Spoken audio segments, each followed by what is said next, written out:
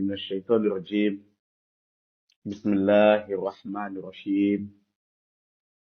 الحمد لله رب العالمين الرحمن الرحيم مالك يوم الدين. اللهم صل على سيدنا محمد وعلى آل سيدنا محمد كما صليت على سيدنا إبراهيم وعلى آل سيدنا إبراهيم وبارك على سيدنا محمد وعلى آل سيدنا محمد كما باركت على سيدنا إبراهيم وعلى آل سيدنا إبراهيم في العالمين إنك حميد مجيد.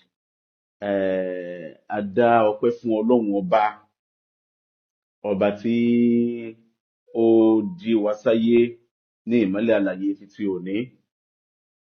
Òun náà ni ọba tí a dúpẹ́ fún. Ọlọ́run kó má ṣàwọlá ọpẹ́ oore tó ṣe eléyìí tí a dá yìí. Ọlọ́run kó ṣàlékún oore ẹnìkọ̀ọ̀kan wa. Ọlá yìí tí Ọlọ́run fún ànábì sallallahu alayhi wa sallam. Àtọ́wà lékún èyí tẹ́lẹ̀ fún ànábì Muhammad náà. Ọlọ́run kó bá kí ànábì wa Muhammad. A kí ra wa ní gbogbo àgbáyé pé assalamu alaikum wa rahmatullahi ta'ala wa barakatuhu. Mo kọ sílẹ̀ pé congratulations to us in Ogbomosho. Oríire, a kú oríire o. Àwọn ọmọ Ogbomosho, Ọlọ́run má ṣe jẹ́ kí oríire náà bá wa kalẹ̀. Káwọn èèyàn fi join. Ẹ̀ẹ́dẹ́ a máa gbádùn afáyẹsẹ̀ àlúnákà lọ́nà. Káwọn èèyàn wọ́n fi join. Àwọn ọ̀rọ̀ kan bẹ tá a fẹ́ yànnàná fún gbogbo àgbáyé. Ẹ jọ̀ọ́ gbogbo tó bá ti ń wọlé gẹ́gẹ́ bí ìṣe tá máa ń bẹ̀ wá pé ká ṣe àtọrọ owó àdẹ̀tọrọ anything but ẹ bá wa share rẹ̀. Ẹ jẹ́ kí ọ̀rọ̀ yẹn kó rìn dáadáa. Ọlọ́run kó má ṣàlékún àlùbáríkà ẹnìkọ̀ọ̀kan wa. Ọwọ́ tá a fi share tá a bá fi share rẹ̀ Ọlọ́run ní jẹ́ kí ọwọ́ náà rọ̀ ànífọwọ́ náà gbọmọ sí o. La hawla wala quwwata illa billah. Afayasalunaka bismillah.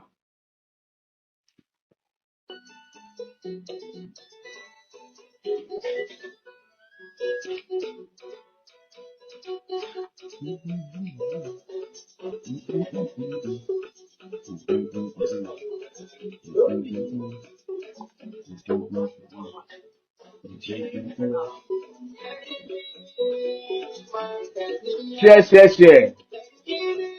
Lẹ́ẹ̀ bá ti wọlé ẹ bá wa share rẹ̀ ẹ jẹ́ kó lọ o. Ìkúnlọ́wọ́ tẹ́ ẹ lè ṣe fún wa náà nìyẹn. Ẹ bá wa share rẹ̀ púpọ̀ gan-an. Ẹ bá wa share rẹ̀ púpọ̀ gan-an.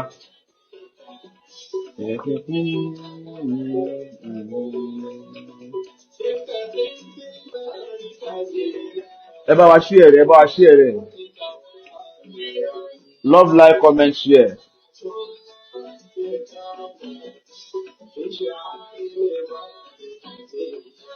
Love, like, comment, share.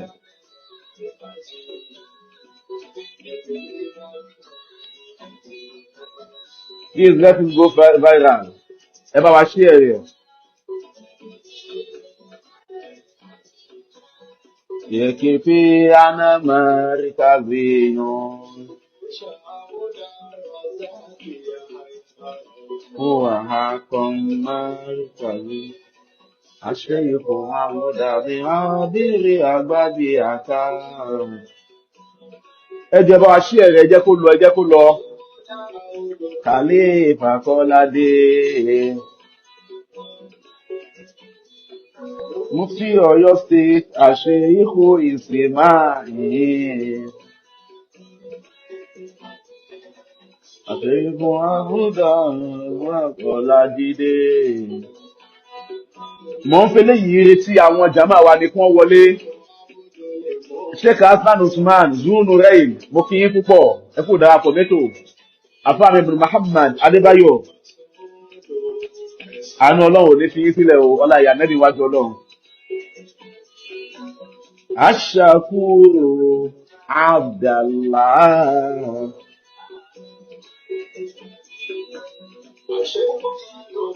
Ríkà lójú.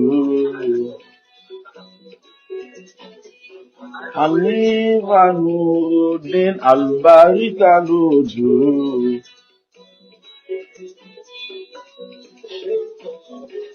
Hadi Abdul Bakir. A big congratulations to all Ummah of Ogbomosho land. Yes, sir. welcome on board, sir. Azadullah Imala Adini. Aku Ojuma, sir. A big congratulations to us in Ogbomosho. Kana minimum. Barista Osmanu Jaji minimum. Ọpẹ́ ńlá ni o. Ọpẹ́ ńlá ni o. Ẹja máa sọ alhamdulillah o.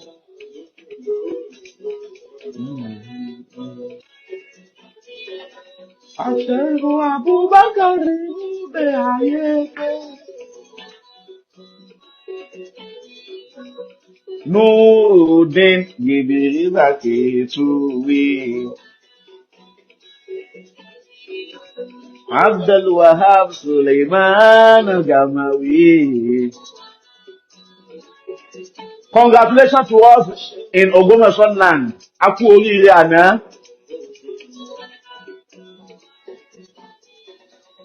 Àṣírí àròdé alágbòólé ńlá.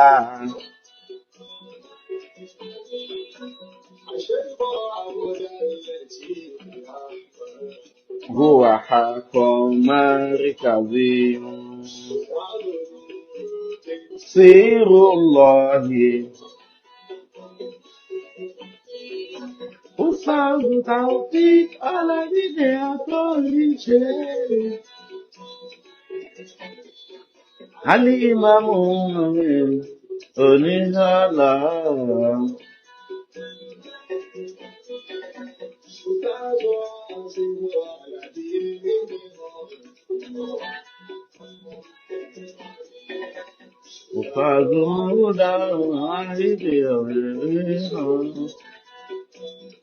Ẹ ṣeun bẹ́ẹ̀ ṣe ń ṣí ẹ̀yẹn àánú Ọlọ́run ní fi wálẹ̀.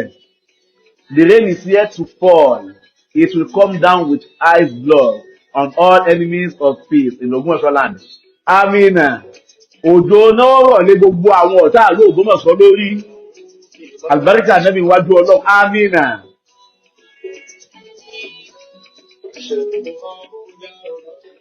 Bọ́lá jókòó. Àṣeyọmọ ìmánu Bọ́lá jókòó. Ustazu ẹnjìníà lè Bọ́lá jókòó. Naval officer Mustapha Bọ́lá jókòó.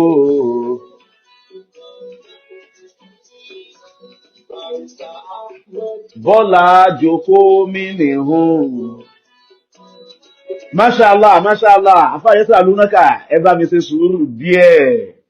Ẹ bá mi ṣe sùúrù díẹ̀, adúpẹ́ fọ́lọ́run, adúpẹ́ fọ́lọ́run, adúpẹ́ fún Ọlọ́run. Ọlọ́run náà sọ, ó ní ma yaf'alu Allahu bi'adhabikum ba'da li'isti'aza. Olúwa ní in shakartum wa amantum wa kana Allahu shakiran aliman. Kí lóun fẹ́ fi ìyà jẹ yín sí? Olúwa ní sọ fún wa ní Qur'an. Ó ní èrè wo lòun fẹ́ jẹ nínú kóhun ó jẹ wá níyà. In shakartum bẹ́ẹ̀ bá ti lè dúpẹ́ wa amantum tí ìgbàgbọ́ yín sì rọ̀ mọ́ Ọlọ́run tẹ́mi yín dúró pẹ̀lú Ọlọ́run. Olúwa ní wa kana Allahu shakiran aliman. Òun Ọlọ́run ọba tí máa ń fi ọpẹ́ san ẹ̀san fẹ́ni tí bá ń dúpẹ́ ni. Ọba onímímọ̀ lòun Ọlọ́run ọba. Ọpẹ́ òun náà lọ́lọ́run fi máa ń san ẹ̀san fẹ́ni tí bá ń dúpẹ́. Àyá Kùránì náà ló tútù. Wípé la in shakartum la azidannakum wa la in kafartum inna azabi la shadid.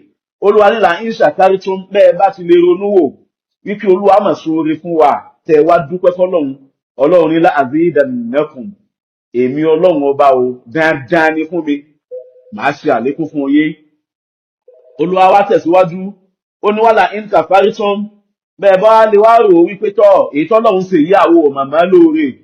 Ọlọ́run ṣoore fún yín ẹ̀ dúpẹ́ fún. Olúwa ní azabi la shadid. Ìyà òun Ọlọ́run ọba ìyà tó le koko ni lórí àwọn tí èyí dúpẹ́. Ọlọ́run àwa dúpẹ́ má jẹ wá ń yàwó gbogbo Muslim umma l'Ógbómọ̀ṣọ́. Gbogbo àwa Mùsùlùmí òdodo l'Ógbómọ̀ṣọ́ a dúpẹ́ fọ́lọ́run.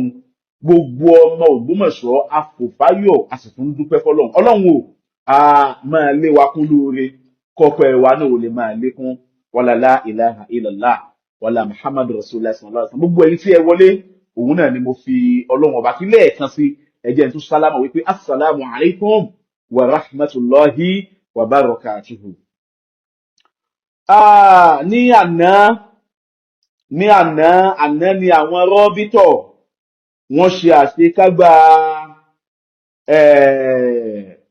conference wọn títí ọdún yìí èyí tí wọ́n pè ní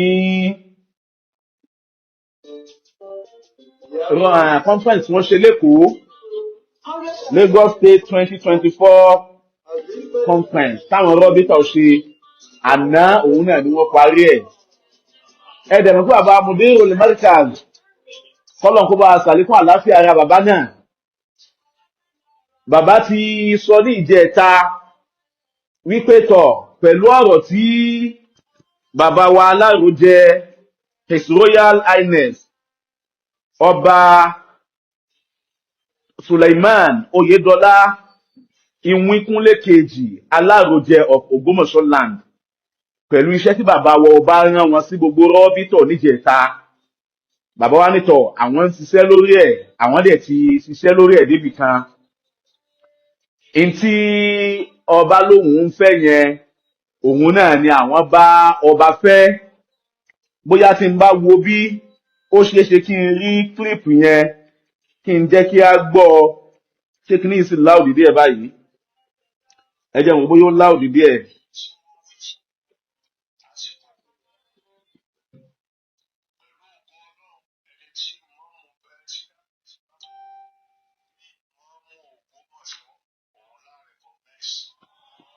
Èyí ọ̀rọ̀ jẹ́ tánu.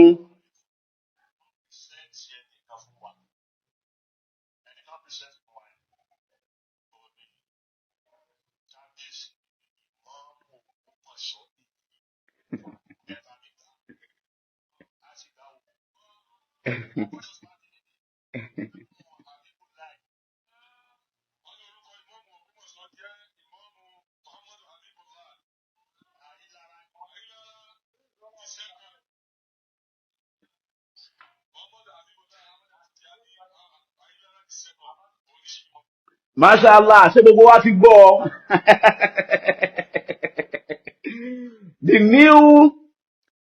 The new elected and turbaned Imam of Ogbomosho land by our Imperial Majesty Ọba Aláyélúwà Ọba Gandhi Afọlábí Ọláoyè Orúmọgẹ́gẹ́ the third tí gbogbo rọ́bítọ̀ ilẹ̀ Yorùbá Edo and Delta tí wọ́n dẹ̀ fi ọwọ́ sí bẹ̀rẹ̀ látòrí bàbá wa Sheikh Habibullah, bàbá wa President General, bàbá wa President General Ìmáàmù Adó Èkìtì nìyẹn, bàbá wa Vice President General Ìmáàmù Bangọ́lá, Ìmáàmù Ẹ̀gbánú, àwọn ni Vice President, Ìmáàmù Ẹ̀gbá. Allahu Akbar. Bàbá wa Secretary General, bàbá wa Duhat, bàbá wa wọ́n pọ̀ bàbá wa Mufti àgbà fún gbogbo ilẹ̀ Yorùbá, fún gbogbo rọ́bítọ̀ ilẹ̀ Yorùbá Edo and Delta, bàbá wa Sheikh Abdulrazak Oníṣọ̀lá, bàbá wa tí wọ́n jẹ́ grand patron Rabitatul A'imma wal Ulama fi biladi Yorùbá Edo and Delta, bàbá wa ìmáàmù agbọ́tọ̀mú kékeré, ìmáàmù the grand chief imam of Oyo State, ìmáàmù Ìbàdàn, àwọn náà fọwọ́ sí, àti àwọn sàràkí àwọn kàrìnkàrìn ìní wọn ni gbogbo àwọn àti gbà wọlé o, gbogbo rábítà àti gbà wọlé o. Àtàná yẹn òun ni inú ìdùnnú ti sọ̀kalẹ̀ l'Ógbómọ̀ṣọ́, wàláhì tàláì. Àtàná yẹn ni ìdùnnú ti sọ̀kalẹ̀ ní Ògbómọ̀ṣọ́. Gbogbo Ògbómọ̀ṣọ́ tẹ́ ẹni bá wò Ògbómọ̀ṣọ́ lónìí ẹ rí i pé òun à ń dunnú à ń yọ̀, kọ́lọ́hun má sọ ayọ̀ náà di ìbànújẹ́ fún wa. À ń dúpẹ́ fọ́lọ́hun, a sì ń dúpẹ́ fún àwọn bàbá wa àgbà ní rábítà, à ń dúpẹ́ fún wọn fún ìmú kí lórúkọ ẹ̀ ìdúró ti sí Ọlọ́run, ìdúró lórí wípé kí ni iṣẹ́ Ọlọ́run ọba ò ní bàjẹ́. Mo rí kílìpù kan lónìí tí Allahu Akbar Allahu Akbar Allahu Akbar mo rí clip yẹn wa alaikum salam Sheikh Muslihuddin ẹ má bínú mo tún sálámà yín tipẹ́tipẹ́ Ọlọ́run ò ní dá wa láàmú insha Allah Allahumma amin bákan náà al-Khalifa Shakiruddin Agara mo kí yín Ọlọ́run kó bá ṣàlékún àlàáfíà gbogbo wa bàbá mudir wọ́n ń sọ tí mo dẹ̀ quote wọn wọ́n ní ẹni tí ọba bá fà wá òun náà lágbà lánàá wọ́n ní ọba ti fẹ́ ẹnìkan wá o ẹni tí ọba sì fà wá òun náà ni al-Imam Habibullah Ahmad Tijani Ayilara the second Abawa Khalifa Agara congratulations to Imam Ogbomosho land masha Allah alhamdulillah Sheikh Habib wa di méjì Allahu Akbar Maulana Mudirul Markaz àná ni wọ́n ṣe birthday nínú àwọn nǹkan àmì tí bàbá yẹn ṣe lánàá ọ̀kan ni ti ìlú Ògbómọ̀ṣọ́ yìí èyàn nìkan làwọn èèyàn kíbò sí ni Maulana tún ṣe kinní kan tó jọ èèyàn lójú owó tẹ̀yin ń wá tẹ́ fi ń fi gógóró lẹ́bu owó tẹ̀yin ń wá tẹ́ fẹ́ máa kó tẹ́lẹ̀fẹ́ fi kó lórí ipò tí ò tọ́ sí yín tẹ́lẹ̀fẹ́ gbẹ́tọ̀ ẹlẹ́tọ̀ọ́lẹ̀ owó yẹn Maulana rí lánàá wọ́n dẹ̀ fọwọ́ gba sẹ́gbẹ́ kan pé èyí kọ́ ni mo nílò àní kí rọ́bìtọ̀ owó máa dàgbà sókè Allahu Akbar ẹnìkan gbé 20 million naira a good 20 million naira ẹnìkan gbé fún bàbá Mudirul Markaz wípé mo fi ṣe ayẹyẹ ọjọ́ ìbí fún yín like birthday gift ẹ̀bùn ayẹyẹ ọjọ́ ìbí Mudiru sọ pé owó yẹn èmi kọ́ ni mo ní rọ́bítà inú àkáǹtì rọ́bítọ̀ ní kẹ́ ẹ ṣe sí àṣebó ti tán ni ẹnìkan náà tún wá òun náà tún wá gbé 10 million naira pé birthday gift yín bàbá Mudiru ní ìhùn èmi kọ́ rọ́bítọ̀ náà ni ẹ tún sẹ́ǹdì ẹ̀ sínú ẹ̀ sẹ́mi gan ní mọ́ nìyẹn ṣá 30 million ó ṣe nǹkan àwọn bàbá yìí wọ́n jọ bàbá wọn ọmọ tó jọ padà ọmọ tó jọ Maulana Sheikh Adam Abdullahi lórí nígbà wọ́n gbé mọ́tò lọ fún bàbá náà lánàá in tí bàbá sọ ní ká èmi kọ́ ni mo lọ́kọ̀ tó bá fẹ́ ń gba ọkọ̀ yìí èmi nìkan kọ́ ni mò ń jà fà ó yá lọ gbé fún ìmáàmù Ẹ̀gbá tàbẹ́kúta lọ gbé fún ìmáàmù Ìbàdàn lọ gbé fún ìmáàmù Èkìtì lọ gbé fún ìmáàmù Oǹdó lọ gbé fún ìmáàmù Òṣogbo tó bá ti gbé fún gbogbo wọn yẹn tán ó wá máa gbé tèmi náà bọ̀ wá Allahu Akbar ìtàn wá tún ara ẹ̀ kọ ìtàn ṣe kí ni ìtàn tún ara ẹ̀ kọ ní àná yẹn Maulana Mudirul Markaz olùwàmọ́sà àjẹkẹ́ ẹ̀gùn lẹ́mìí o olùwàmọ́sà àjẹkẹ́ ẹ̀gùn lẹ́mìí o gbogbo àwọn ọ̀tá yín Ọlọ́run ò má dùn ọ̀tá nínú lórí àlámọ̀rí yín in tí mo sọ yẹn àdúrà ńlá ni bàbá Mudirul Markaz Ọlọ́run má dùn ọ̀tá nínú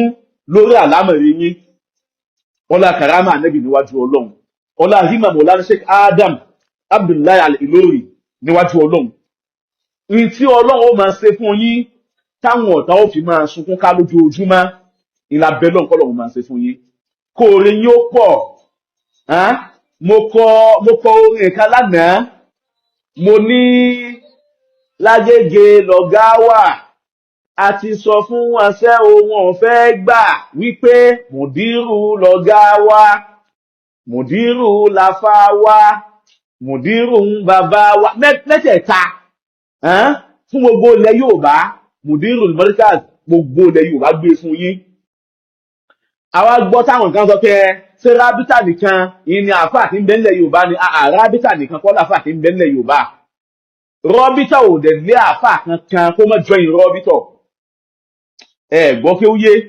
rọ́bítọ̀ fẹ́ kò lé àfáà kankan kó má jọyìn rọ́bítọ̀ torí pé tí rọ́bítọ̀ fẹ́ ṣe òun náà ní láti kó ilẹ̀ Yorùbá pọ̀ láti mú ìfẹ́ wọ àárín àwọn àfáà láti mú ìdàgbàsókè wọ ẹ̀sìn nínú ẹ̀sìn Islam nílẹ̀ Yorùbá. Ìyẹn ló jẹ́ kí wọ́n kó gbogbo àwọn àáfàá yẹn. Wo iṣẹ́ yẹn ni kéèyàn ò gbéra láti Èkó kó lọ sábẹ́kúta, kó lọ sí Ìbàdàn, kó máa lọ sí Òṣogbo, kó lọ sí Èkìtì, kó gbabẹ̀ jáde sí Oǹdó. Iṣẹ́ ńlá ni.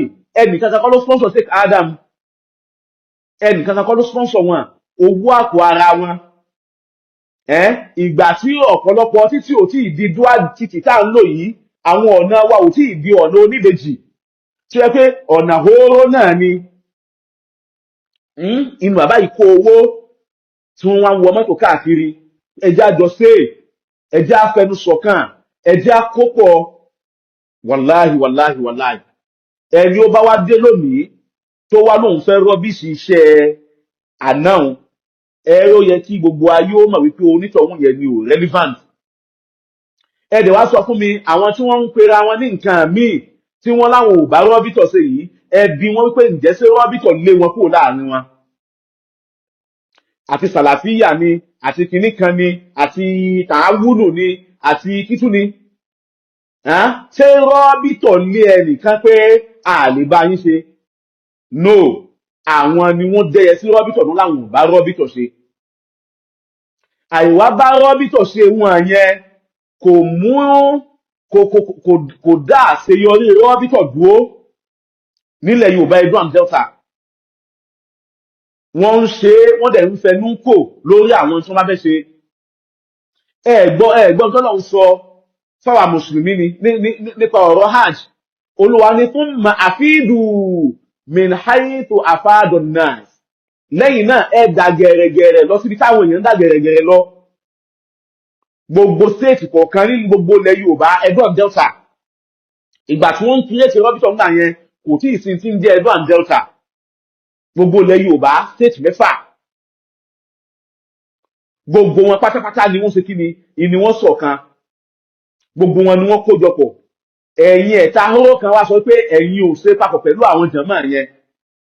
Àìṣe papọ̀ yín yẹn dẹ̀ ní Ọlọ́run ò ní kó mú ààyè bá wọn. Ẹ wá ń bínú tí wọ́n bá ṣe nǹkan kan pé ní tí wọ́n ṣe ta ni wọ́n fi bùn, ta ni wọ́n fi tó létí kí wọ́n tó ṣe. Ẹ̀yin gẹ́gẹ́ bíi ta ni. Mo dẹ̀ tún sọ, gbogbo ẹgbẹ́ Islam, gbogbo àkójọpọ̀ àfáà nílẹ̀ Yorùbá lónìí tí ó bá fẹ́ dìde nísìnyí yóò máa dìde lábẹ́ ọ̀mbrẹ́là rọ́bìtọ̀ ni. Gbogbo àkójọpọ̀ àwọn onímọ̀, àwọn imam, àwọn àfáà tí wọ́n bá fẹ́ kójọ lónìí nísìnyí wọ́n máa bẹ lábẹ́ ọ̀mbrẹ́là rọ́bìtọ̀ ni.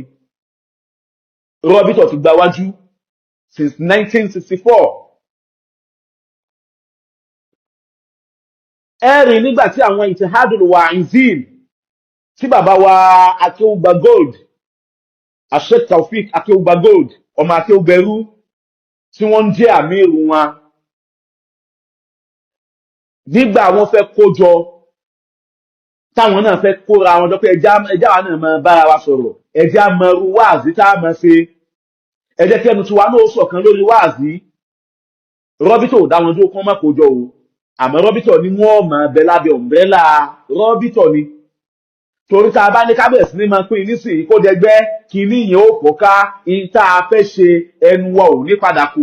Ìkó ẹnu yẹn iná ni ó mọ kóra yín jọ sábẹ́ rọ́bìtọ̀.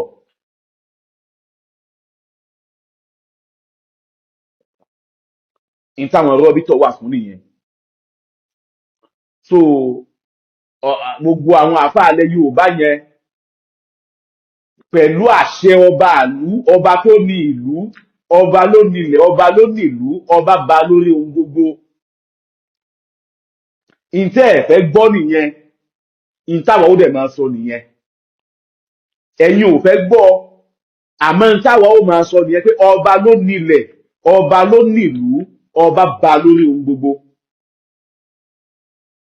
Mùsùlùmí ìlú tọba ní í ṣe, kìrìsìtẹ́nì ìlú tọba ní í ṣe, oníṣẹ̀ṣe inú ìlú tọba ní í ṣe. Gbogbo ẹ̀sìn tí ò bá wù kó wà nínú ìlú, gbogbo èèyàn tí ò bá wù kán máa bẹ nínú ìlú, wọ́n máa bẹ lábẹ́ ọba ni. Ìfi ń jẹ́ kí ọba ba lórí ohun gbogbo nìyẹn. Ìló fà tó fi jẹ́ wípé ẹnìkan ò ní joyè ìlú, oyè ìlú, oyè tí wọ́n fi ìlú pé, wọ́n pe ìlú mọ́ oyè yẹn lára, mọ́ ẹni tó fẹ́ joyè yẹn lára, àfi kí àṣẹ rẹ̀ wá látọ̀dọ̀ ọba. Àfi káṣẹ rẹ̀ wá látọ̀dọ̀ ọba. Ìyá mi wọ́n mọ̀ ní fẹ́gọ̀, àkùjọ mẹ́ta mà, ájí àhìdáyà, àwọn lálùbáríkà púpọ̀ púpọ̀. Ọlọ́run ní jí ó bàjẹ́ fún yín, a kú oríire mà. Oyè tí wọ́n máa pe ìlú mọ́ ọ lára, wípé kinní kan o, of ìlú báyìí, àṣẹ rẹ̀ gbọdọ̀ wá látọ̀dọ̀ ọba. Mo wo kílìpù kan ní nǹkan bíi ìtì ń tọ́sẹ̀ 2 sí 3 nísìnyí. Àwọn kan ni wọ́n lọ kó jọ ní, ó dà pé ní ilẹ̀ Ìjẹ̀ṣà, àwọn kan wá lọ kó jọ pẹ̀lú olóyè kan nínú àwọn olóyè ọba ìlú yẹn, Ọwá Òbòkun. Wọ́n wá lọ fi ẹnìkan joyè, oyè tó ṣe wípé Ọwá Òbòkun ló entitled sí kó fìyàn jẹrú oyè bẹ́ẹ̀. Àwọn wá lọ kó jọ síbì kan lọ fẹ́ ní ìyẹn jẹ oyè yẹn. Ọ̀rọ̀ yìí wá ta sí Ọwá Òbòkun létí. Lẹ́sẹ̀kẹsẹ̀ ni Ọwá Òbòkun ti dismiss tí ń jẹ́ oyè yẹn. Wọ́n dẹ̀ sanction gbogbo àwọn tí wọ́n wà ní ìjókòó tí wọ́n ti jẹ oyè yẹn. Kódà olóyè ààfin tó kún wọn lọ́wọ́ tó wà ní ìjókòó nígbà tí wọ́n fi ń jẹ oyè náà, lójú ẹsẹ̀ ni wọ́n gba ilẹ̀kẹ̀ lọ́rùn ẹ̀. Wọ́n dẹ̀ ń sọ fún un níbẹ̀ náà wípé ìran bí ìran rẹ̀ kan o, kò sí kí ni o, kò tún wọ ilẹ̀kẹ̀ yẹn sọ́rùn mọ́. Ó fi àtẹnujẹ tiẹ̀, olóyè yẹn fi àtẹnujẹ tiẹ̀, ó fi kó bá ìrandíran rẹ̀, ó fi kó bá generations rẹ̀. Ṣé níbẹ̀ lẹ́nìkan ó ti wá jókòó síbì kan ló wá pe ẹ̀yìn kan tẹ́yìn ló sì sọ pé ẹ mòfin, ẹ ti já sòfin rí. Ó wá pè yín, ó wá lóun fẹ́ fi yín joyè, oyè tó jóyè ìlú tí wọ́n pè yín mọ́ lápẹ́ Ogbomosho land. Ẹnìkan náà ń bẹ nínú yín tó wípé òun náà ń pèrè ẹ̀ ní barrister, amòfin lòun náà, amòfin. Ṣé àwọn èèyàn draft ni? Ó wá lóun fi ọ jẹ, kí ló fi ṣe wàzírò àdúgbò lóun fi jẹ, ìwọ tó jẹ́ barrister, amòfin. Gbogbo yín sì lọ gbórí kalẹ̀, wọ́n ń wé yín láwàní, wọ́n sì fi ń jẹ oyè Ogbomosho land. Mọ̀ wípé oyè orí ibú lẹ lọ jẹ lọ́dọ̀ olórí ibú tó fi yín jẹ.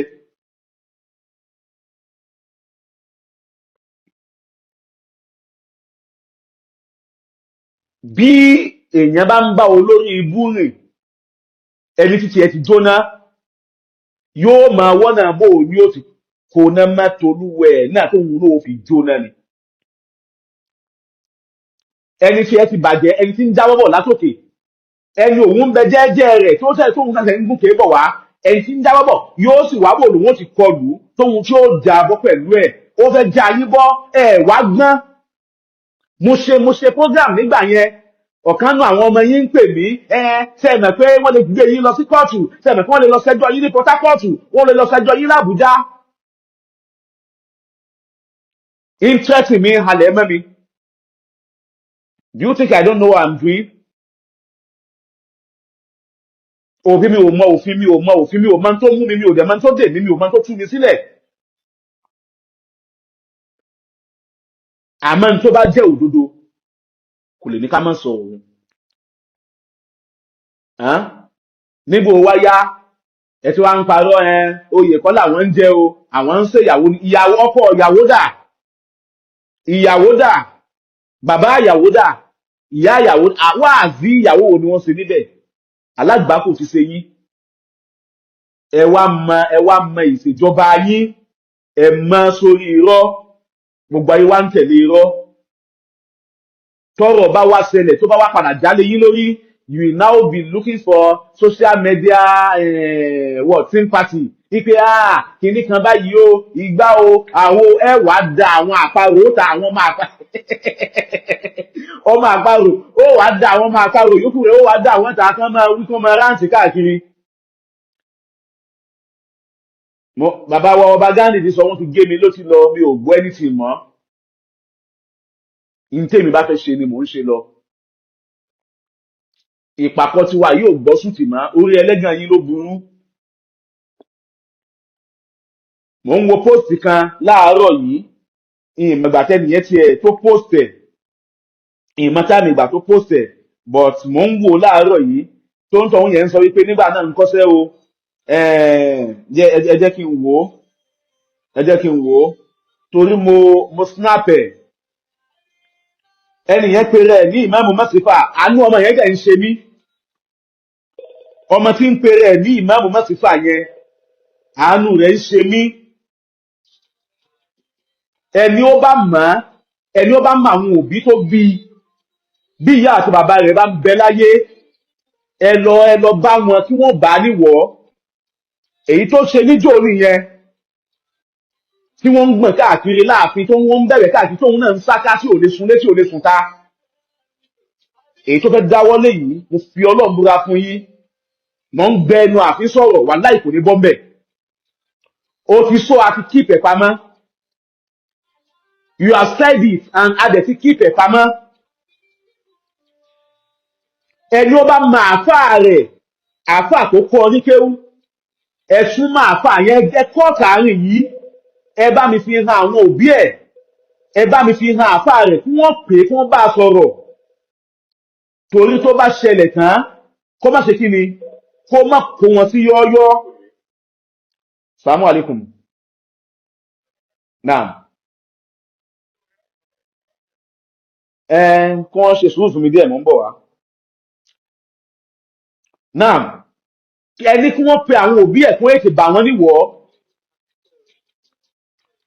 Èyí tí ń dáwọ́lé yìí, mo fi Ọlọ́run búra, wàláhì wàláhì wàláhì fún mọ́bí láì lẹ́sí ìlàhà ìlàhùwà.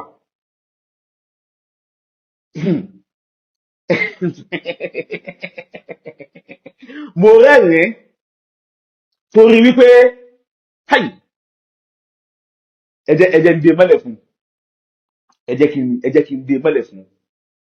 In tó kọ ni wípé kò sí bàbá ńlá kó bá bẹ ẹni tí gba àkàtà lọ́wọ́ akítì. Ṣé ń gbọ́? Ẹ̀yin òbí rẹ̀ kọ́ta rí ẹ lọ fi hàn àwọn òbí rẹ̀. Ẹ̀kọ́ tààrí ẹ lọ fi hàn àwọn àfáà rẹ̀. Ẹni ó bá mọ péjì ẹ lọ síbẹ̀, ẹ lọ sáàtì fún ọ̀rọ̀ yẹn káwọn òbí rẹ̀ ó rí. Bí agbára àwọn òbí rẹ̀ bá ṣe àwọn òbí rẹ̀ bá wá tó bá tó àṣẹ bàtà ọba, bàtà ẹsẹ̀ ọba, àwọn òbí tó bí ọmọ ẹ̀yẹn, ọmọ tí pé rẹ̀ ní mọ́ Masifa. Tí àṣẹ generation rẹ̀ kìí sàwọn òbí tó bí nìkan, generation rẹ̀, ibi tí wọ́n léwé tí wọ́n tagòdé, tí àṣẹ wọn bá tó bàtà ọba, bàtà ẹsẹ̀ ọba, ẹni kọ̀ọ̀kan ò fi rù nàgbá. Ẹ rí wípé òjò pa bàtà yóò padà ọ̀dẹ̀wọ̀n etí ẹ̀. Mo bá níwọ̀ ni, advice ni mo fún un, mi ò dẹ̀ sọ fún pé kó gbọ́ advice mi àbí kó tẹ̀lé. Àmọ́ àwọn àgbàlagbà máa ń sọ wípé orí ibú tọmọdé ò bá ṣe, ìní ò mú náwó sí tan ẹran nínú ìsàkó pé ìtàn ẹran ni ẹ bá mú. Orí ibú tó fẹ́ ṣe ló ń jó náwó sí tan ẹran. Ó mọ̀ mí dáadáa, mo mọ̀ dáadáa. Ó mọ̀ mí dáadáa, mo mọ̀ dáadáa. Ẹ bá níwọ̀ ẹ̀yìn tẹ̀ ní kó mọ̀ bàbá rẹ̀ níbi tí ò fẹ́. Ó wá ní, but if you doubt it, you can come to Ogbomosho Central Mosque on Friday. Who tell you he's coming to Ogbomosho Central Mosque on Friday? When it's time to call, no one can stop us. When it's time to enter that mosque, won't be 16 father anybody that choose a king, choose stop wa. Kódà when it is time, let me tell you, then sọ fún ọkàlẹ̀. You will be the one to help your boss pack all his loads. When the time comes, you will be the one to help your boss pack all his load from that central mosque. Ìwọ ló máa bá àkókò dáná ẹ má jà gbàgbé ike omi yìí ẹ̀yin lẹ́ni ẹ má jà gbàgbé rẹ̀ ẹja náà ń pépà òun náà ẹ má jà gbàgbé rẹ̀ ìwọ ló máa bá àṣà lọ́kọ̀ọ̀kan. That is tọrọ Yorùbá tún já sí tí à ń lérò pé yóò já sí. Because nínú òfin nílẹ̀ Nàìjíríà impersonation oníkálukú wa ló ṣe kí ni in ló mọ ìjìyà rẹ̀.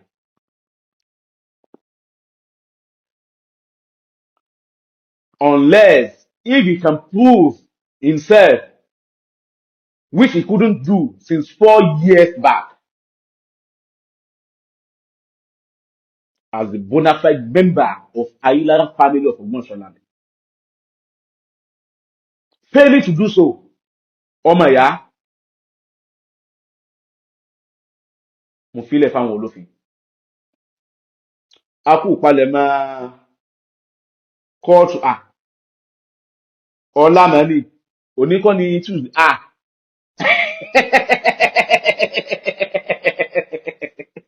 a kú palẹ̀mọ́.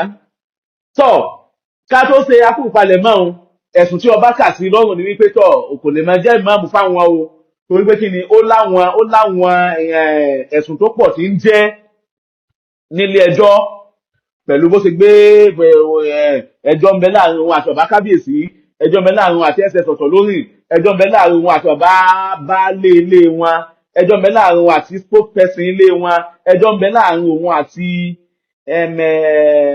tanina wọ́n ka àwọn ènìyàn bí ẹjọ́ mẹ́wàá ni wọ́n list sí lọ́rùn pẹ̀lú gbogbo àwọn ẹjọ́ yẹn o kò tọ́ ní kí ni àwọn ò lè ó dẹ̀ ń rude. Kódà ẹni tó jẹ́ bàbá rẹ̀ tó lọ bá níjọ́ kejì ọjọ́ tó bẹ̀bẹ̀ lọ́dọ̀ CP nìbàdàn tó bẹ̀bẹ̀ wá sọ̀rọ̀ lọ́dọ̀ CP tó kúnlẹ̀ ó da ìbò nǹkan borí báyìí níjọ́ tó kúnlẹ̀ níwájú ọba tí ń bẹ̀bẹ̀ tó sì níjọ́ kejì tó sì lọ bá ẹni ìyẹn bàbá tó lọ bá òun bàbá tí ń sọ wípé òun lè ní kí ọláwó má wù mọ́ nínú ìran àwọn tí ń dúkọ ọ̀rọ̀ sí bàbá Ṣọ̀ún nílẹ̀ Ògbómọ̀ṣọ́ nígbà wọ́n sọ̀rọ̀ ní upper last week níbi tí ìṣẹ̀lẹ̀ ti ń rú gbọ́bọ̀ nítorí bàbá yẹn sọ ní pé a sọ fún ọ ò gbọ́ èyí gbọ́ràn bàbá yẹn wọ́n kàn gan báyìí ẹni ó bá fẹ́ wò ó ẹ lọ sí péjì mi yìí ẹ lọ wò ó mo ti ṣí ẹ̀rẹ́ láàárọ̀ yìí àbáyé kan ná máìkì ní ẹ̀dákun ìmọ̀ tí mo fẹ́ sọ̀dàre adójútì ní ọmọ afinisẹ̀ sí ọmọ ti píkì ẹ̀ kìíní yóò píkì o adójútì ní ọmọ afinisẹ̀ sí ọmọ ọ̀rọ̀ ẹ ti sú gbogbo àwọn èèyàn rẹ̀ gan ó gbọ́ sí ìmáàmù Èkìtì ní èèyàn jẹ́ president general wọ́n ní tí ẹ láṣẹ wá s'Ògbómọ̀ṣọ́ ẹ̀yìn rẹ̀ la wà tá a fi wó Ògbómọ̀ṣọ́ mo ń píkẹ ẹ̀yìn rẹ̀ wàlẹ́kùn samtula náà tọ́ ọlọ́run ó sọ wa. So gbogbo wọn lọ̀rọ̀ rẹ̀ ti sú gbogbo wọn yányá inú ọ̀rọ̀ rẹ̀ ti sú owó à ń fi wọn gbójú bú tó ń kálukú ò wá bímọ tiwọn ìgbà táwọn ọmọ tí wọn ò bá kó wọn tàbí ọmọ ọjọ́ mẹ́jọ ìwọ ọmọ tí wọ́n ní káwọn kan fàmọ́ra káwọn ó sọ́dọ̀ ọmọ sáwọn náà bí ọ ni àtọ̀ wọn ní ọ ni tó fi wá ba tí wọ́n jẹ́ ogun tí wọ́n ti neglect gbogbo wọn yẹn náà wọ́n wá ba chief imam Ògbómọ̀ṣọ́ tuntun gbogbo wọn náà wá bà lọ lánàá tí wọ́n congratulate ẹ̀ kódà wọ́n dọ́dọ̀ ìmáàmù Ẹ̀pẹ́ ọ̀rẹ́ rẹ̀ àwọn náà ṣe kí ni òun náà ba ìmáàmù Àbíbù lọ́wọ́ tọ́ àsọ fún èèyàn wa kò gbọ́ gbogbo àwọn bloggers ẹ tí gbogbo wọn wá ń tì ọ́ láti Ìwó ni láti ìlú Ògùn ni láti Abẹ́òkúta àwọn náà ni kódà láti lọ láti Ìbàdàn ni àwọn ń zìnà mẹ́ta àwọn irọ́ pọ̀ jù àwọn gòrílà Àwó, gòrílà Ògbómọ̀ṣọ́, àti gbogbo àti tẹ̀kíù sí tó ń sẹ́ẹ̀tẹ̀ ẹsẹ̀ rẹ́jísà òun wọlé tí ogun wọn dúró lẹ́yìn rẹ̀. Mo wo kí ní àfà kan, wọ́n ní kò sẹ́ni tírú àwọn èèyàn ó wà lẹ́yìn rẹ̀ tí wọ́n ní bá tiẹ̀ jẹ́. Wọ́n ti gbé ọ ṣubú nísìnyí, tí bàbá ńlá kú bàbá wọn lè gbé ọ ìdí padà. Wọ́n mọ̀ pé tó bá burú tán tìyẹ nìkan ní ó kù, tó bá burú tán ìwọ nìkan ní ó kù. Kò sẹ́ni ó lè jó tọ̀, kò sẹ́ni ó lè jó tọ̀, owó à ń jó wá kásẹ̀ kan ńlẹ̀, wọ́n ní kò sẹ́ni ó lè pin nátọ̀, kò sẹ́ni ó lè pin nátọ̀, ó tún á ní ẹjẹ́ ń kákejì náà. Sórí ìta ń ṣe níyì, Yorùbá ni la máa ń ṣe tẹ́, o ti tẹ́ sáwà yìí ò dùn bẹ̀ má.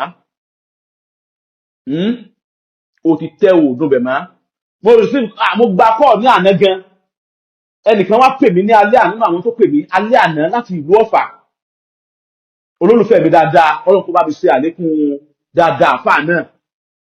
Wọ́n ní bó wá lè ṣe wá sí wọn, àwọn àmùká dáàmú bó sèmi lọ bàálù. Àwọn àmùká dáàmú bó. Ó ní àfìgbà tí àwọn tí ń ti ọkùnrin àgbà tí wọ́n kọ́ àti bọ̀bọ́ yìí ṣubú. Ìmáàmù Ọ̀fà sì sọ fún kò gbọ́ fa. Mo ní ìmáàmù ìlú yín sọ fún kò gbọ́. Wọ́n ń sọ̀wọ́ orí ìmáàmù Ọ̀fà ni. Wọ́n ní yóò kúnlẹ̀ tán bá ìmáàmù Ọ̀fà kọ́lọ̀ ń sàlékún àlàáfíà ara bàbá wa ìmáàmù àgbà nílùú Ọ̀fà. Bàbá ó kúnlẹ̀ búbú báyìí níwájú ọba ni. Mo ní different picture ìmáàmù Ọ̀fà lọ́wọ́ yìí, mọ̀ kọ́rọ̀ ó débẹ̀ nísìnyí. Ìbá select wọn kalẹ̀. Bàbá ó jókòó nílẹ̀ báyìí ni, ọbọ̀ sì wà lórí àga tí ọbọ̀ wọ́n fẹ́ kẹ̀tẹ̀ ń fẹ̀ sórí àga ọlá àwọn bàbá wọn lọ́fà fún rẹ̀, èṣù wọ̀nyí, kábíyèsí o, mo sí fìlà fúrí adé, bàbá kẹ́ pẹ́sà. Ìmáàmù Ọ̀fà wà jókòó, tàdàbàn, àwọn tàdíbàn láhù láti ṣe àpọ́nlé fún ọba. Mo wá sọ pé ẹ wá wo ọjọ́ orí ìmáàmù Ọ̀fà àti ọjọ́ orí ọba tó jẹ́ ọba ìlú Ọ̀fà. Ẹ rí wípé ẹ̀gbọ́n àtàbúrò ni wọ́n dọ̀jẹ́ síra wọn. Bàbá wọn Ọlọ́fà ti ìlú Ọ̀fà, ẹ̀gbọ́n ni wọ́n jẹ́ sí bàbá wa ìmáàmù wọn tó bàbá ìmáàmù bí lọ́mọ. Ìní àpọ́nlé yẹn tó bá wọn. Ẹ wá wo ará bí mo sọ fẹ́ nìyẹn ni o, ọba àlú ti wá tó ọ bí lọ́mọ. Ọba àlú ti wá wọ́n tó ọ bí lọ́mọ. Kìí ṣe ipò ẹ̀gbọ́n àtàbúrò lẹ́wà sí ayé, ipò bàbá àtọmọ ni. Nìwọ́ wá ń gún gàràgàrà ló wà ń rí fín. Wọ́n ní òsírò ẹ̀ nìwọ́ náà ń gún dìkọ̀ ọrùn. Mo fi o lọ sọ́yọ́ nísìnyí, kálààfin Ọ̀yọ́ tí wọ́n wá sọ ọ́ di ìmáàmù wọn lọ́yọ̀ọ́.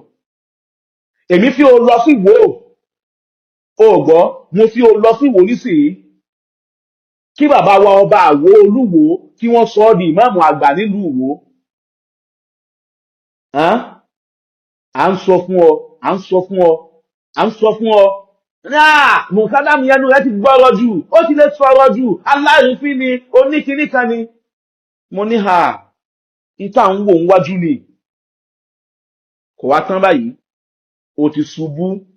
Níjọ́ tí wọ́n ti yíṣù sàtífíkẹ́ẹ̀tì mi fẹ́ lòmí, sàtífíkẹ́ẹ̀tì ń bẹ lọ́wọ́ rẹ̀ yẹn. Níjọ́ wọ́n ti gbé fẹ́ lòmí, wípé kí ni, wípé lágbájá o, àṣekàbíbu o, òun ni ìmáàmù Ògbómọ̀ṣọ́ tí bàbá sọ̀hún yàn, tí wọ́n ti fún wọn sàtífíkẹ́ẹ̀tì, tí wọ́n ti fún wọn ọlọ́pàá, tí wọ́n ti wé láwà ní ẹ̀ nínú àbátá tí wọ́n ti wé ti ẹ̀yẹn náà.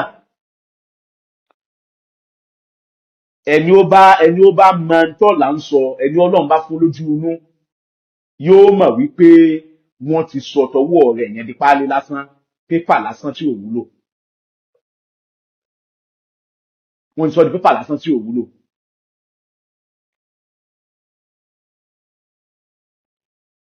Báyìí nísìnyí, wọ́n ti kéde gbogbo àgbáyé ti gbọ́, gbogbo ìmáàmù ilẹ̀ Yorùbá. Tẹ́lómi bá jáde tí bá ń sọ̀rọ̀, wọ́n kàn ń ráǹtì lásán ni, wọ́n kàn ń pata sẹ́nu ni. Kìíní kan, ọba ò lè yọ, kìíní kan, òun ni ó kírun, kìíní kan nílé. okay and Ilé-Ifẹ̀ irọ́ ó dáa náà wọ́n ní kó lọ Ilé-Ifẹ̀ náà kó lọ jẹ tíìfì mọ́ àwọn Ilé-Ifẹ̀ kódà ó dà kí wọ́n tún ti fún un ní invitation kan lónìí tí mo ti rí nísìnyí ní social media tí wọ́n fún un ní invitation yẹn pé kó wá jẹ́ ṣé guest lecturer àbí nǹkan kan níbi prógráàmù yẹn bóyá àwọn Ìjẹ̀ṣà àbí nǹkan so mo wò ó mo ní ó ti tán fún bọ́ọ̀yì yìí kí ló tẹ̀ ń ṣe báyìí mọ̀ ni gbogbo 001 tó bá ń gbé káàkiri ìwọ gan mọ̀ fún ẹ lọ́kàn rẹ̀ wípé Allahu Akbar tọ́ ọlọ́run kó ṣàánú wa ọlọ́run kó fi wálé àbálẹ̀ àbáwá ọba ilẹ̀ Ògbómọ̀ṣọ́ àti gbogbo agbègbè rẹ̀ bàbá wa His Imperial Majesty ọba aláyélúwà Ghandi Afọlábí ọládùn ní ọláoyè tí ń jẹ́ Òrùmọjẹjẹ sọ ohun tí gbogbo ilẹ̀ Ògbómọ̀ṣọ́ bàbá ẹkú àgbà ọlọ́run kò ní dà yín láàmú ṣé rí gbogbo àwọn tí wọ́n ń jáde tí wọ́n ń sọ̀rọ̀ yẹn ẹ jẹ́ kí wọ́n máa sọ let them say ẹ fi sọ tèmi dẹ̀ ti gbọ́ yín yé ẹlẹ́yìn ò gbọ́ nǹkan kan má bàbá mi láwọn ò gbọ́ nǹkan kan má wọ́n ti gbé àwọn létí lọ nítorí wípé kí ni ìtàwọn bá fẹ́ ṣe náà làwọn ń ṣe àwọn dẹ̀ ń tẹ̀síwájú ni ìtẹ̀síwájú òun náà ni àwọn fi ṣe ọ̀pákùtẹ̀lẹ̀ ìṣèjọba àwọn àbáwọ̀ ọba ọlọ́run ní dá yín padà sẹ́yìn wala la ilaha illallah wala muhammadu rasulullah wala sallallahu alayhi wa sallam bí ìlú bá pín méjì bí ìlú bá pín sẹ́gbẹ̀rún tọba lèmi ó ṣe o torí pọ́ba ló nílùú ọba ló nílẹ̀ ọba ló nílùú ọba ba lórí ohun gbogbo mo ń sọ̀rọ̀ èmi àtẹnìkan jọ ń sọ̀rọ̀ lánàá ẹnìyẹn wá sọ wípé tọ́ba bá tiẹ̀ sọ wípé àti wà gbogbo àwọn tí ń jẹ́ ìdílé rẹ̀ ẹ jáde kó lù fún mi òru yín mú mi kí ni tẹ́ẹ̀sì àwọn ọba lágbára àti ṣe bẹ́ẹ̀ bá lọ kóòtù ẹ ọkọ jáde kó lù náà ẹ wà máa ṣẹjọ́ ẹ lè ní ṣẹjọ́ kẹ wíìlì àwọn bàbá yín ló tẹ̀lú bí èmi ò mọ̀ bí tenant ṣe máa ń lé agbára ju landlord lọ tenant ayálégbé bó tilẹ̀ wù kó jàre tó kò lè di onílé in tí wọ́n sọ fún náà ní pé kí ni o jáde kúrò nílé so ẹni ó nílẹ̀ ló nílùú ẹni ó nílùú ló láṣẹ tó bá láṣẹ Ghandi ló l'Ògbómọ̀ṣọ́ Ṣọ̀ún ló ní Ògbómọ̀ṣọ́ tọ́hán àwòkárahàn ẹfẹ́ abẹ́ẹ̀kọ́ Ṣọ̀ún ló ní Ògbómọ̀ṣọ́ káwá lẹ́sìn náà lẹ́wà fẹ́ ṣe tó wá múmú láyà yín débẹ̀ ẹnìkan tẹ̀ fún ọ ládìváìsì kan pé ó bá tiẹ̀ sùn wá resign honorably ó sàn ju bó ṣe ń fi rẹ̀ ẹsẹ̀ sí tó ń dọ̀tí ara ẹ̀ yìí lọ tó bá jáde síta ó máa smile tó bá wọnú ni ó máa sunkún ó parẹ́ kékeré báwọn ìdùnnú ta ìbàjẹ́ ẹnulé ìbànújẹ́ ẹnulé ó parẹ́ kékeré wàláhì ó parẹ́ kékeré but kó o pé ṣèbí ọlọ́run ni mo fẹ́ súnlẹ̀ láwọn òfẹ́ mi àti wọn bá láwọn òfẹ́ mi kí ẹjẹ́ ń lọ wà pẹ̀lú ọlọ́run kí n ṣe kíni kí n fi kó wọ́n lẹ̀ fún wọn kó o dẹ̀ ṣe bẹ́ẹ̀ kò bá ti pọ́n ọ lé púpọ̀ gan-an àmọ́ mo lágídí màá bá wọn wọ ìwọ wọgbó sì ní ẹ̀yìn ara ẹ̀ ní fi ń làgbẹ́ orí gbogbo ẹ̀yìn rẹ̀ ti fi ń gbó àwọn èèyàn rẹ̀ ń sọ ní kò nítumọ̀ kò sí kíní kan mú ní ẹ̀kọ́ èyí tán lórí eégún lẹ́ẹ̀kan náà kò tó nǹkan léégún fi ń bọ́ sí òhò ẹ gbọ́ kò tó nǹkan kò nítumọ̀ ìní eégún fi ń bọ́ sí òhò eléyìí jápò lára ẹ̀ ẹ̀sùn ọmọ gangan kò nítumọ̀ kí náà lóbò èyí náà jápò kò nítumọ̀ kí náà lóbò wàláhì díẹ̀díẹ̀ ìgbà tí eégún ọba yájú sí báyìí yóò ìfóhun ti dè èèyàn ni ìwọ̀nba díẹ̀ tó fún un náà ó fẹ́ jákú we gonna jubilate we gonna celebrate Ògbómọ̀ṣọ́ ò ní bàjẹ́ ọlọ́run kò fi Islam Ògbómọ̀ṣọ́ láyà balẹ̀ ọlọ́run kò fi bàbá ọba láyà balẹ̀ gbogbo èyí tá a jọ wo ìlú tẹ́nìkọ̀ọ̀kan yín wà ọlọ́run ní jẹ́ erógun ń bẹ̀ o gbógun ò bá wọ Ògbómọ̀ṣọ́ gbógun ò bá ṣẹlẹ̀ l'Ógbómọ̀ṣọ́ ogun ò ní ṣẹlẹ̀ nílùú tiyín náà ojú tẹ fi ń wò mí ọlọ́run ò ní fọ́ ojú náà àlùbáríkà Ànábì ní iwájú ọlọ́run gbogbo ẹ̀yin jàmá mi ọpẹ́ ni kẹ́ ẹ jẹ́ ká jí ó pọ̀ lọ́rọ̀ wa ọpẹ́ ni kẹ́ ẹ jẹ́ ká jí ó pọ̀ lọ́rọ̀ wa látara ọpẹ́ yìí òun náà ni àṣeyọrí wa ó fi dájú ní kíákíá hasbunallahu wa ni'mal wakil hasbunallahu wa ni'mal wakil hasbunallahu wa ni'mal wakil wọ́n ń lérí wọ́n láwọn ó bàjẹ́ wọ́n ń lérí wọ́n láwọn ó túká wọ́n ń lérí wọ́n láwọn ó fojú ẹ̀ pọ̀ a mọ̀ wípé ìlérí alágbà ìlérí tí wọ́n ń lé ìlérí alágbà tí máa ń lérí àti máa ń lérí báyìí ẹ̀rọ kò sí ní tí ó ṣe ewúrẹ́ ń fẹsẹ̀ halẹ̀ níwájú olówó ẹ̀ sí yóò bu olówó ẹ̀ jẹ ni kò tó bẹ́ẹ̀ náà so àwa mọ̀ pé kò sí ní tí ó ṣẹlẹ̀ ọ̀fun ò lè fi ìrònú agbá l'Ógbómọ̀ṣọ́ torí wípé kí ni authority ó ju gbogbo yín lọ authority ó ju gbogbo yín lọ so ọlọ́run ò ní ba Ògbómọ̀ṣọ́ jẹ́ ẹ̀yin bloggers wọn ẹ lọ ṣe sùúrù àti Kàbí Sanra ni àti Ṣèyí ọmọ Ògbómọ̀ṣọ́ ni àti Àmọ̀tẹ́kùn ni àti Saheed Shittu ni àti oníyàwó mẹ́ta ni àti ojúlówó ọmọ ọkọ̀ Ògbómọ̀ṣọ́ ojúlówó ọmọ Yorùbá àbí nǹkan so ní Ìwó ni àti mufti Ìwó ni àti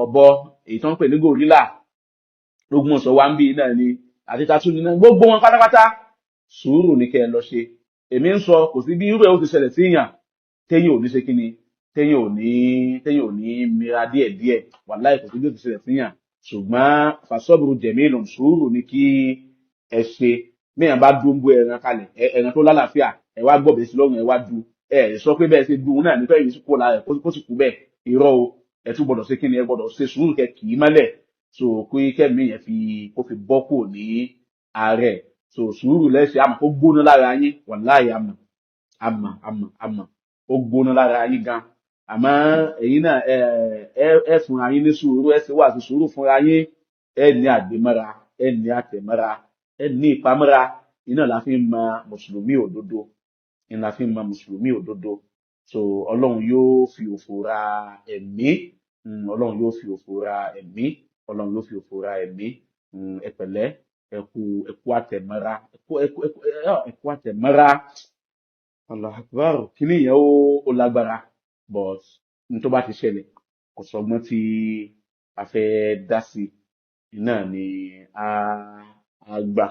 àgbà náà ní sọ ọlọ́run kó ṣàánú wa. Àwa Imam Habibullah the new chief imam of Ogbomosho land mo ṣàdúrà fún yín lánàá kí Olúwa kó bá yín gbé ẹrù náà ọlọ́run má jẹ́ ó rẹ̀ yín o ọlọ́run má jẹ́ ó sú yín o dákun ọlọ́run má sọ ọ́ di ẹrù fún yín àdúrà ńlá ni ọlọ́run má sọ ọ́ di ẹrù fún yín eléyìí tí ó ṣàṣìṣe tí ìṣìṣe dé bá tí ọlá fi bọ́ kò lọ́wọ́ ẹ̀ èyí tó lásẹ̀ bọ́ kò lọ́wọ́ ẹ̀ yìí nígbà wọn ṣàdúrà yẹn fún un lánàá bàbá wa ìmáàmù àgbà ní Sùúrùlérè bàbá wa Adépọ̀jù Zakari ìyá wa Adépọ̀jù bàbá ni wọ́n ṣàdúrà pé bàbá ìmáàmù ẹrù lẹrù yìí ó ọlọ́run ọba yín gbé kìí ṣẹrù ìwọ náà ó ti wá mọ̀ báyìí nísìnyí pé ẹrù ni bàbá ìmáàmù tuntun jàre Sheikh Habibullah ẹ̀yin ni tiwa ẹrù náà ọlọ́run ọba yín gbé ọlọ́run ò dẹ̀ ní sọ ọ́ di ẹrù fún yín ọlọ́run ò ní jẹ́ ẹ̀sìsẹ́ níbẹ̀ ní sísọ o ní síwà wo ọlọ́run ò ní sọ yín di ẹni àná ní di ẹni ẹ̀sìn gẹ́gẹ́ bí àwọn tìṣáájú yìí ọlọ́run kó ṣàánú wa ọlọ́lá hawla wala quwwata kíní yẹn ó bá mi díẹ̀ kọ́lọ́run kó bá wa bu òróró òtúra sójú egbò yẹn assalamu alaikum wa rahmatullahi wa barakatuhu.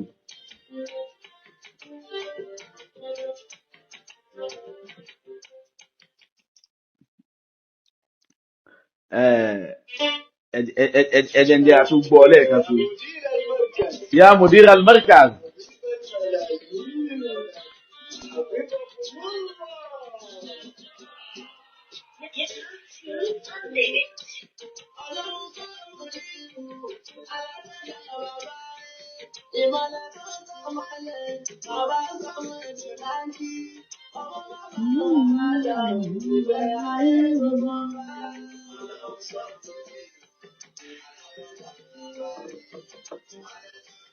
mo rí post kan láàárọ̀ yìí ẹni yẹn ó wá sí kí ni ó post bàbá ṣé Sauban ẹ má bínú pé mo ti sálámà mo ti dágbére mo tún wá wọlé padà ẹni yẹn post bàbá ṣé Sauban àti bàbá ṣé Adam ó wá ní ojúlówó ọmọ ọkọ ṣé wà Ádámà ní ẹ bá mi bí wèrè fi ń sọ̀rọ̀ yẹn wípé bó o ní ṣé Habib ṣe rí ọmọ tó jọ dádì ẹ̀ pẹ̀lú gbogbo nǹkan ó jọ wọ́n sùrọ́tàn wọ́n jọ wọ́n ilman wọ́n jọ wọ́n irfanan wọ́n jọ wọ́n fasohan gbogbo nǹkan náà fi jọ Sheikh Adam kọ́lọ́n kó ṣàánú wa àmọ́ wọ́n tún fẹ́ tọwọ́ bọ bí wọ́n ṣe máa ń ṣe nìyẹn ibi tí wọ́n bá ti rí wípé àwọn ilé ìfẹ́ máa sọ̀rọ̀ báyìí wọ́n á fẹ́ tọwọ́ bọ personality àárín yẹn láti dàbẹ̀ yẹn náà rú bí wọ́n ṣe ẹ́ ìpé wọ́n ṣe da Ògbómọ̀ṣọ́ rú nù púpọ̀ lé nísìnyí kódà ìbí tí mò ń sọ̀rọ̀ yìí tí ẹ bá ṣe wípé kí ló kọ ẹ̀ àánú Ọlọ́run àti bẹ́ẹ̀ lọ́run wọ́n fẹ́ da àárín èmi àtàwọn àfáà rú àwọn àfáà tí wọ́n jẹ́ àwọn àfáà mi kódà wọ́n fẹ́ da àárín èmi àtàwọn òbí mi rú àmọ́ àwa gbọ́dọ̀ sí kí ni a gbọ́dọ̀ sí làákàyè a kò pé nílé Sheikh Ádámù náà àgbọ́yé ń bẹ fún wọn wọ́n ṣe làákàyè jù yín lọ kò sẹ́ni tí ò mọ géèmù tẹ́ ń play ẹ̀yin túlùtúlù túlétúlé dàlúrú ẹ má da àárín àwọn ọmọ bàbá lágége rú gbogbo wọn ni wọ́n gbà pé wọ́n Sheikh Habib bàbá àwọn ni ẹ rí ẹni tẹ́ gbé fọ́tò ẹ̀ síbẹ̀ ṣé ó sọ bá máa fẹ́ sọ̀rọ̀ nǹkan ṣe àbí wọ́n ní brọ́dà mi Habibi bó ti máa ń sọ ọ́nù so kí wàá lè fẹ́ máa dára yín láàmú fún Ògbómọ̀ṣọ́ di jẹ̀dà bí nǹkan òun ló post ẹ̀ kíníkan mo ní ẹ̀ abẹ́ ẹ̀wọ̀ àwọn ọmọ òfò àwọn ọmọ àparò so kò sọ́gbọ́n ẹ̀ irú bẹ́ẹ̀ ó máa ṣẹlẹ̀ irú bẹ́ẹ̀ ó máa ṣẹlẹ̀ gbogbo àwọn tẹ̀ àti ṣé Sauban ni àti ṣé Ridwanullahi ni àti ṣé Jamaluddin ni àti ṣé Juma ni àti ṣé Kadinanu ni kí tatu ni o gbogbo wọn yányá ni wọ́n ṣe kí ni náà sọ̀rẹ́ndà fún bàbá wa Mudirul Markaz OON wọ́n gbà pé òun náà ní number 1 Sheikh Adam ogun wọn gbà bẹ́ẹ̀ wọ́n lè fara mọ́ bẹ́ẹ̀ so kọ́lọ́n kó jẹ́ kí ẹ̀mí bàbá lágége ètò ní kó gùn tẹ́bi wọ́n bá gùn títí tí wọ́n bá lọ àwọn tó kù lẹ́yìn wọn àyẹn náà ààyè wọn náà ni so táwọn bá wá gbà ẹ̀yin wèrè ẹ̀yin túlétúlé ẹ̀yin dalérú tí wọ́n bá gbà yín láàyè kẹ́ bá ààyè yẹn jẹ́ ní tìtorí hatred tó fẹ́ máa gbìn sí wọn lọ́kàn sí bọ̀dá wọn sí bàbá wọn sí àfà wọn sí ọ̀gá wọn sí aṣíwájú wọn tí wọ́n bá ba fíìtì yẹn jẹ́ ìgbà táwọn náà bá jókòó níbẹ̀ afàkùkọ́ àjókòó afàkùkọ́ ànàró tán ọwọ́ wa òtún àpò máa ni yóò jẹ́ so ẹ̀yin ọmọ Sheikh Adam ẹ má gbà fáwọn wèrè o ẹ̀yin ọmọ àbálágége ẹ má gbà fáwọn wèrè o ẹ má jẹ́ kí wọ́n wọ àárín yín o ẹ má jẹ́ kí wọ́n wọ àárín yín o ààyè bàbá yín ni Mudirul Markaz jókòó sí wọ́n dẹ̀ ń fi ìmọ̀ wọ́n fi ń lo ààyè yẹn wọ́n ń fi ìfarabalẹ̀ wọ́n fi ń lo ààyè wọ́n fi ìpayà Ọlọ́run wọ́n fi ń lo ààyè yẹn wọ́n fi àìlójúkòkòrò ìlàrímójúmù sówó pé owó kéré ìmọ̀ níká pàtàkì gẹ́gẹ́ bí Sheikh Adam náà ti ṣe lánàá wọ́n fi ń lo àyè tẹ́ bá wá gba àwọn ọmọ wèrè Ògbómọ̀ṣọ́ àwọn bloggers lè máa mú ọjà gbó tẹ́ bá ilé gbà wọ́n láàyè kí wọ́n ba àga àyẹn jẹ́ fún yín ìgbà tẹ́yìn náà bá jókòó ńbẹ̀ yéè ogun tẹ́yìn ó kojú so mo fi ń gbẹ́rẹ́ pàkọ́ ni Ọlọ́run má ba Amẹ́ríkà jẹ́ bá ń kọrin fún Mudiru gàrí tiẹ̀.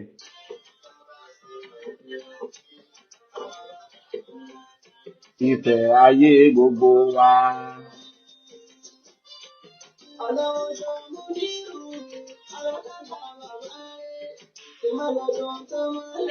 Bàbá sọ́mọ́ ẹ̀dùn láńkè.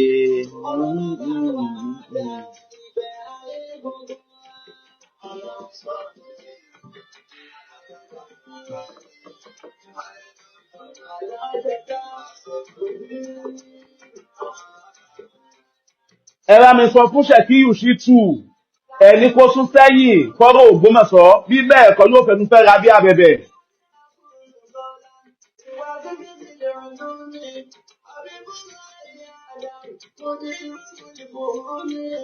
Habibullah Adam Mudirul. Ẹ bá mi share rẹ̀, ẹ bá mi share rẹ̀, ẹ bá mi share rẹ̀.